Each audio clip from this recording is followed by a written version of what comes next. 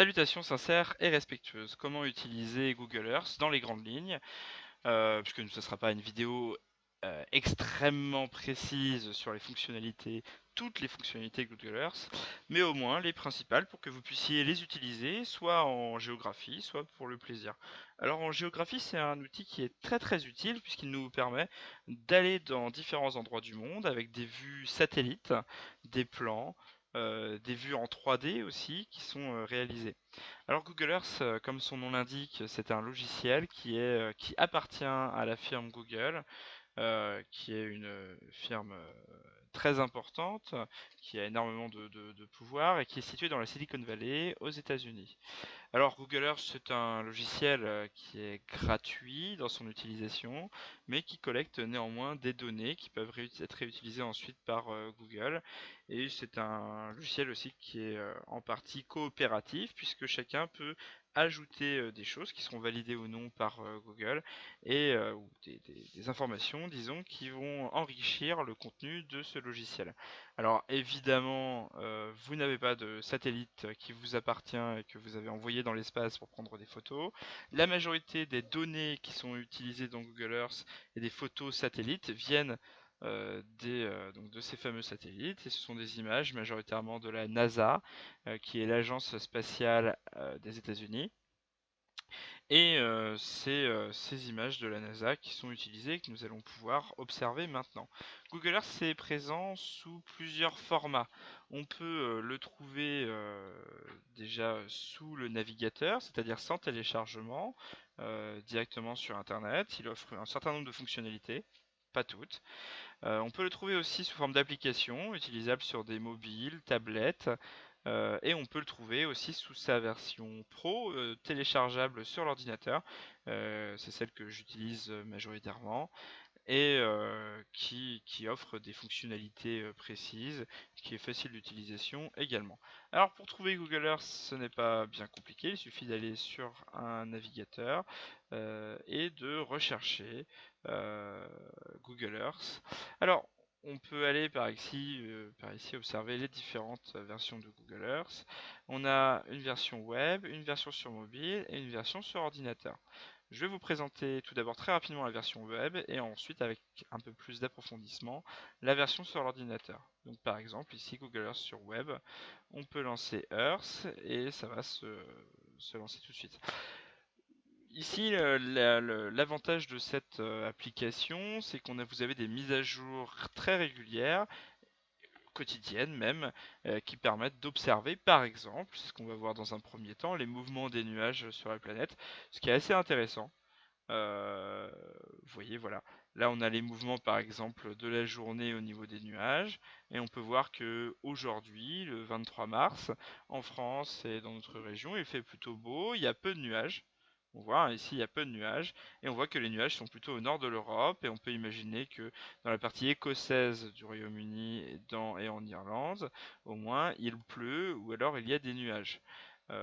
Voilà, alors une des fonctionnalités de Google Earth, il y en a davantage évidemment. Je vais enlever ces nuages en utilisant ici le style de carte, en fait les calques que je rajoute sur ma planète. Je vais recentrer rapidement sur l'Europe. Voilà, et ici je peux choisir d'activer ou d'enlever les bâtiments 3D, d'activer les nuages animés, je vais les enlever. Voilà, d'activer ou non le quadrillage qui correspondent aux longitudes et latitudes dans le monde. Hop, on enlève ça. On a différents styles de cartes, soit vierge, on n'a aucune frontière, aucun lieu, on ne montre pas les routes. C'est un format que j'apprécie particulièrement puisqu'on va voir les différentes couleurs. Par exemple, si on centre sur la France, on va observer des changements de couleurs qui permettent d'observer les différents climats. Ici, on repère largement la montagne avec ses sommets blancs. On repère les lacs également. Si on zoome par ici, on voit ici des forêts importantes. On repère très bien cette très grande ville ici par ses couleurs qui est en fait Paris, ici. Voilà. Et puis à l'échelle du monde, on se rend compte un petit peu de comment tout cela s'organise avec cet océan Atlantique gigantesque. Alors, si jamais vous vous mettez de côté ou si vous perdez le nord, si vous appuyez sur N sur votre clavier, vous pouvez remettre le nord en haut et après on joue avec la molette de la souris pour pouvoir orienter un peu la planète.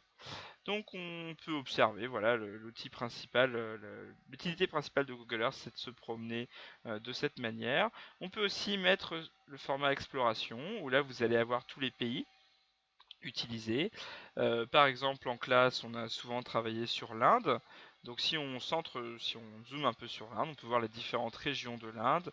L'Uttar Pradesh, hein, l'une des, avec notamment le Bihar et le Madhya Pradesh, les zones les plus pauvres de l'Inde, mais aussi les plus peuplées de la vallée du Gange. Et si on zoome encore, on peut avoir d'autres informations sur les villes qui sont présentes. Par exemple, cette ville-là, si on s'approche ici, on va voir des informations, notamment avec le calque tout, où là vous allez avoir les routes principales, celles qui sont les plus utilisées, etc., les différents quartiers, voilà, ici de cette ville qui est, vous l'aurez compris, la capitale de l'Inde, New Delhi. Vous avez d'autres possibilité également de vous promener. Ici, outils intéressants qui vous permettent de voir des cartes qui sont anciennes, notamment les cartes de David Rumsey, qui datent du XVIIe siècle en partie, et qui vous permettent de voir des cartes intéressantes aussi, la Terre de nuit. Hop, voilà, vous avez ce genre d'outils qui vont modifier ce que vous voyez à l'écran. Et vous allez voir par exemple ici toutes les lumières qui sont présentes, je vous rappelle, majoritairement dans les pays développés, puisque les pays peu développés consomment moins d'électricité, ont moins d'infrastructures qui permettent de produire de la lumière, et qui montrent dans les pays développés les zones les plus peuplées. Hop. Si on utilise, voilà, si on va aux États-Unis par exemple, alors, on ne voit pas grand chose. Aux États-Unis, on peut voir que la partie est des États-Unis est la plus peuplée, avec des villes très importantes. C'est là où on a par exemple New York, Washington. Et sur la partie ouest des États-Unis, là on a toute la partie désertique, là on a les grandes plaines au centre, et on a juste à l'extrême ouest cette zone littorale un peu plus peuplée, par exemple ici avec Los Angeles ou San Francisco, et Phoenix au nord par exemple. Alors on va quitter cet outil directement sur le navigateur et on va se diriger vers la version, version sur l'ordinateur qui est téléchargeable par tout le monde depuis Internet. Et sur cette version de l'ordinateur qui va charger tout de suite, elle est très utile également puisqu'elle nous permet par exemple d'utiliser les vraies versions, voilà, de mettre le soleil ici, et donc on peut voir quelles sont les régions du monde qui sont au soleil ou celles qui sont plutôt de l'autre côté. Comme la Terre est ronde, le soleil est d'un côté de la planète, on va pouvoir l'observer là. Il est là-bas, donc le soleil naturellement éclaire le devant de la planète et la partie arrière n'est pas éclairée et c'est ce qu'on appelle la nuit. Comme la Terre tourne sur elle-même et tourne autour du soleil en 365 jours et un quart, eh bien, on a des cycles de 24 heures. Toutes les 24 heures, la Terre euh, tourne entièrement sur elle-même et vous allez avoir un cycle de lumière et un cycle de nuit.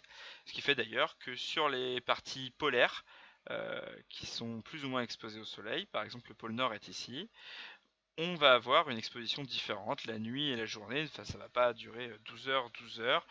On va avoir des périodes de l'année où il va faire tout le temps nuit et des périodes de l'année où il va faire tout le temps jour. Cet outil, par exemple, quand vous êtes dans la version avec le soleil, vous pouvez remonter le temps. Ici, on est toujours aujourd'hui, hein, mais là, on est à... Donc là, voilà, pour le 23, il est à peu près 11 heures du matin, et on peut remonter comme ça, et on voit que cette partie du pôle Nord, alors attention pas avoir le tournis, cette partie du pôle Nord est majoritairement toujours à l'ombre. Si on va au pôle Sud, ici, voilà, sur le continent de l'Antarctique, et qu'on remonte, on peut voir que là, on est sur une zone, voilà, sur une zone où il fait un peu jour, un peu sombre, mais c'est pas non plus la panacée. Et si on remonte un petit peu, là, on arrive en janvier, voilà. Et en janvier, on peut voir que cet hiver, par exemple, cet hiver, pour cette zone-là, hop, voilà, Je vais moins zoomer. Voilà, par exemple cet hiver, en tout cas ce qui correspond pour nous à janvier, il fait quasiment tout le temps jour, alors que l'été il fera tout le temps nuit. On va quitter cette fonctionnalité pour aller voir les différents filtres que l'on peut avoir. Je rappelle qu'avec le N, on peut centrer le nord en haut. Et on ajoute, avec ce clic ici, toute la partie gauche qui va nous permettre de mieux comprendre ce qu'on peut ajouter ou pas.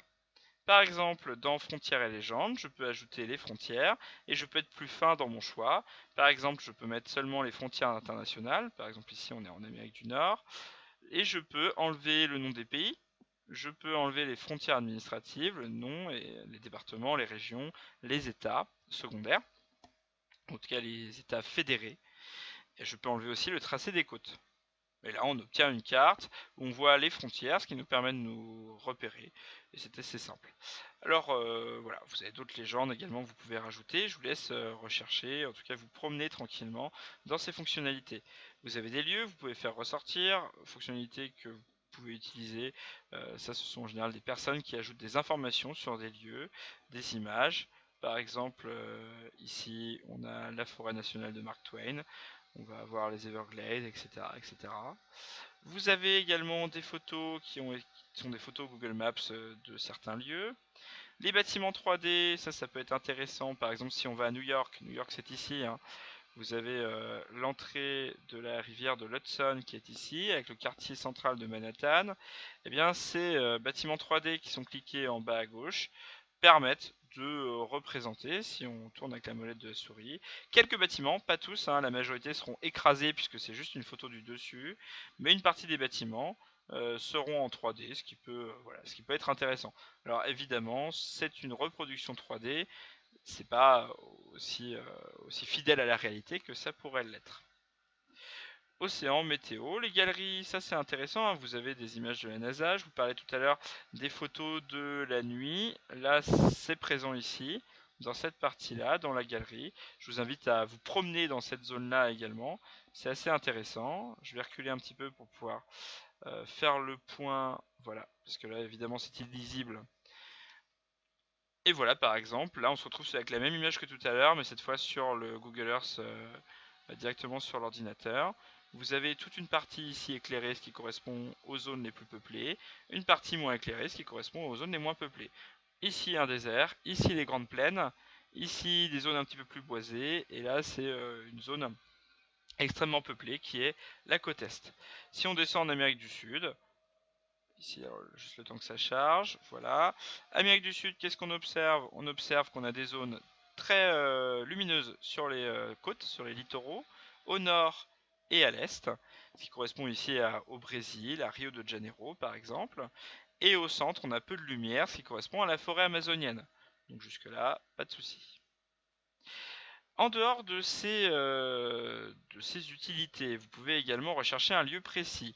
Par exemple, si je cherche Riaillé en France, voilà, dans la barre de recherche, je fais rechercher, hop, je peux directement être envoyé à Riaillé dès que le logiciel aura fait la recherche. Voilà, on y va. Riaillé en France, hop, et voilà.